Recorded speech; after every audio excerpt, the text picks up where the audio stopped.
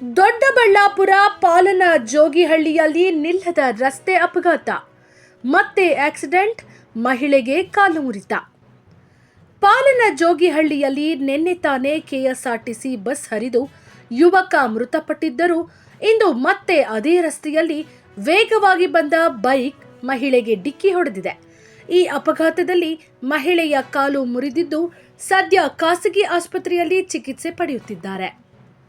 ಬೆಂಗಳೂರು ಗ್ರಾಮಾಂತರ ಜಿಲ್ಲೆಯ ದೊಡ್ಡಬಳ್ಳಾಪುರ ತಾಲೂಕಿನ ಪಾಲನ ಜೋಗಹಳ್ಳಿ ರಸ್ತೆಯಲ್ಲಿ ಅಪಘಾತಗಳು ಸರ್ವೇ ಸಾಮಾನ್ಯವಾದಂತಿದೆ.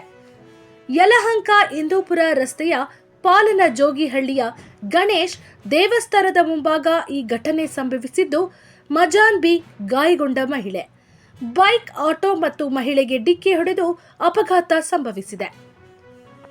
ಆಟೋಗಾಗಿ ಕಾಯುತ್ತಿದ್ದ ಮಜಾನ್ ಬಿ ರವರಿಗೆ ವೇಗವಾಗಿ ಬಂದ ಬೈಕ್ ಆಟೋ ಮತ್ತು ಮಹಿಳೆಗೆ ಡಿಕ್ಕಿ ಹೊಡೆದಿದೆ. ಇದರ ಪರಿಣಾಮ ಮಹಿಳೆಯ ಕಾಲು ಮುರಿದಿದೆ. ಹಿಂದೂಪುರ ಯಲಹಂಕ ಟೋಲ್ ರಸ್ತೆಯಾಗಿದ್ದು, ರಸ್ತೆಯ ನಿರ್ವಹಣೆಯನ್ನ ಟೋಲ್ನವರು ಮಾಡುತ್ತಿದ್ದಾರೆ.